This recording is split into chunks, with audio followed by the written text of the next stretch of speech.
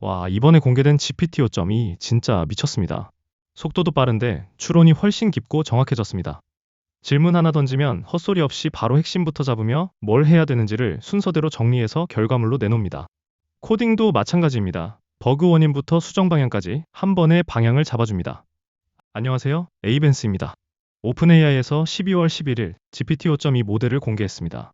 이번 GPT 5.2는 이전 버전 대비 여러 방면에서 성능을 끌어올렸고, 특히 전문적인 지식 업무와 복잡한 문제 해결 쪽에서 확실한 업그레이드라고 보시면 됩니다.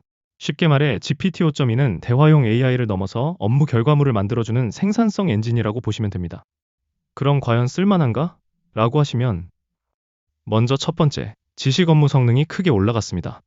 44개 직종의 실무 과제를 평가하는 GDP발에서 띵킹은 전문가와의 비교에서 70.9%를 이기거나 비겼고, 프로는 74.1%까지 올라갔습니다. 게다가 오픈AI는 이 작업을 전문가 대비 11배 이상 빠르고 비용은 1% 미만으로 처리했다고 설명했습니다. 두 번째, 코딩 디버깅이 강해졌습니다.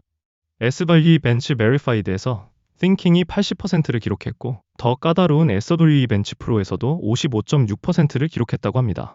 무슨 말이냐 하면 실제 현업에서 버그 잡고 기능 붙이고 리팩터링 같은 작업이 더 안정적으로 된다는 의미입니다. 세 번째, 장문 컨텍스트가 확실히 좋아졌습니다. 수십만 토큰짜리 긴 문서에서 흩어진 정보를 모아 결론을 내는 평가에서 256K 토큰까지 거의 100%에 가까운 정확도를 보였다고 발표했습니다.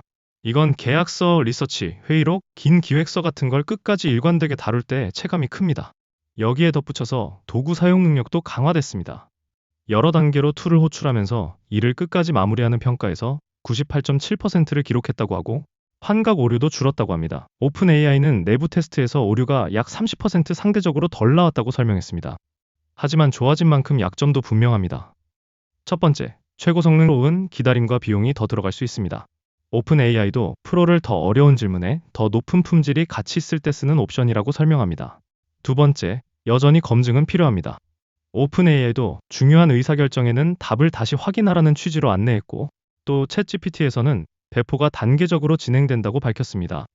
정리하면 GPT 5.2는 한 장을 예술로 끝까지 다듬는 모델이라기보다 실무에서 결과물을 더 빨리, 더 안정적으로 뽑아내는 쪽으로 진화한 모델에 가깝습니다.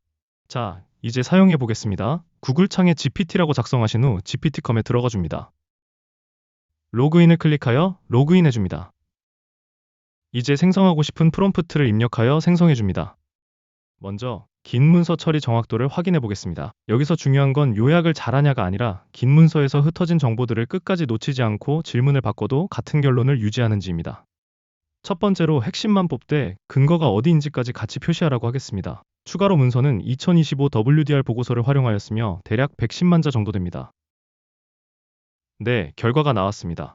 보시는 것처럼 단순히 내용을 줄여서 요약하는 수준이 아니라 핵심 주장마다 근거가 되는 부분을 같이 붙여서 구조화해줍니다. 긴 문서는 내용이 많아서 요약만 보면 그럴듯한데 정확한지를 확인하기가 어렵습니다. 그런데 근거 위치까지 같이 보여주면 제가 바로 원문을 열어서 진짜 이 문장에 근거가 있는지를 즉시 검증할 수 있습니다.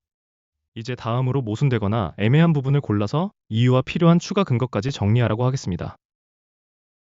네, 결과물이 나왔습니다. 보시는 것처럼 긴 문서에서 흔히 생기는 앞부분은 맞는데 뒷부분은 놓치는 현상이 줄었는지, 그리고 애매한 지점을 정확히 짚어내는지 이 리스트로 바로 확인할 수 있습니다. 특히 이 테스트가 중요한 이유는 긴 문서는 문장이 길고 표현이 비슷해서 대충 읽고 넘어가면 충돌 지점이 묻히기 쉽기 때문입니다. 그런데 이렇게 충돌하거나 애매한 표현을 따로 뽑아주면 제가 원문을 다시 읽을 때도 어디가 문제인지 한 번에 포인트가 잡히고 불필요하게 전체를 다시 훑는 시간을 크게 줄일 수 있습니다. 이제 두 번째로 비전 성능을 확인해 보겠습니다. 여기서 말하는 비전은 단순히 이미지를 본다가 아니라 이미지 안의 정보를 정확히 읽고 해석해서 결론까지 일관되게 내릴 수 있는지를 뜻합니다. 도표 차트, 표, UI 화면 이렇게 세 가지로 확인해 보겠습니다. 먼저 차트에서 가장 중요한 변화 세 가지를 뽑고 왜 중요한지 근거 구간까지 짚어달라고 하겠습니다. 그리고 마지막에 한 줄로 결론도 요약하라고 하겠습니다. 네, 결과가 나왔습니다. 보시는 것처럼 단순히 증가했다 수준이 아니라 어느 구간에서 변화가 발생했는지와 그 변화가 의미하는 바를 같이 묶어서 설명해주면 제가 원본을 다시 보면서 바로 검증할 수 있습니다. 이번에는 표 이미지에서 핵심 수치 5개를 뽑아 항목별로 정리하고 그 수치로 결론을 다시 검증하라고 하겠습니다. 네, 결과가 나왔습니다. 보시는 것처럼 표는 작은 글씨와 비슷한 항목이 많아서 하나만 잘못 읽어도 결론이 흔들리는데 핵심 수치를 먼저 정확히 뽑고 그걸로 결론을 재확인하는 방식이면 실수가 크게 줄어듭니다. 이제 UI 화면에서 사용자가 다음에 눌러야 할 버튼이 무엇인지와 그 이유를 설명하고 실수하기 쉬운 지점 3개를 경고로 정리하라고 하겠습니다.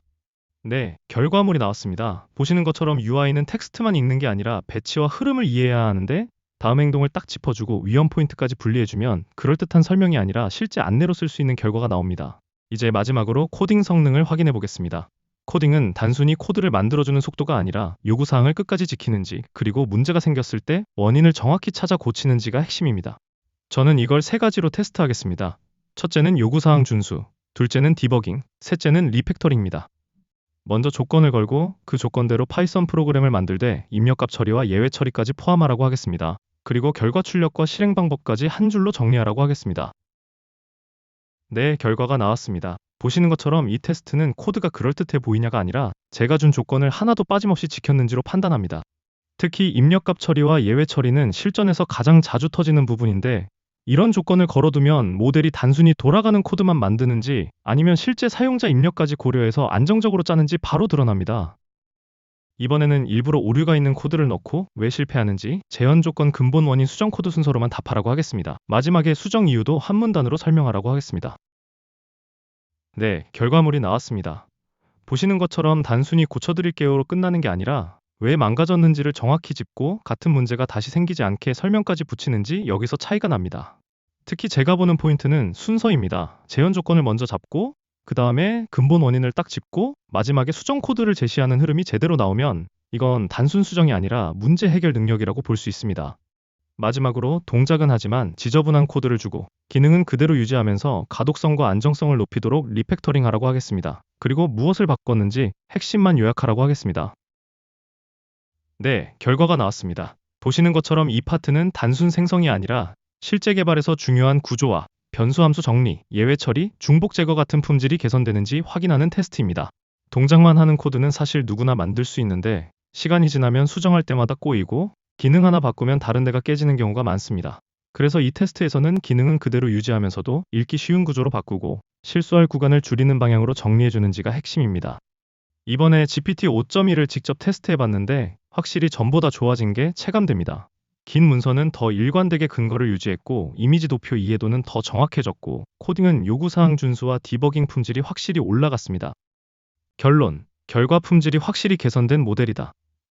추가로 오늘 영상에서 소개해드린 프롬프트와 실제 작업에 바로 적용하는 방법이 궁금하신 분들은 아래 댓글에 적어둔 무료 자료 링크를 클릭하여 신청해주세요. 무료 자료에는 실전에서 바로 활용하실 수 있도록 프롬프트 기본형부터 상황별 확장법, 그리고 즉시 적용 가능한 템플릿까지 체계적으로 정리해 두었습니다. 작업에 바로 쓰실 수 있는 내용들만 담았기 때문에 분명히 많은 도움이 되실 겁니다. 영상이 도움이 되셨다면 구독과 좋아요, 그리고 알림 설정까지 부탁드립니다. 지금까지 AI 벤스였습니다. 감사합니다.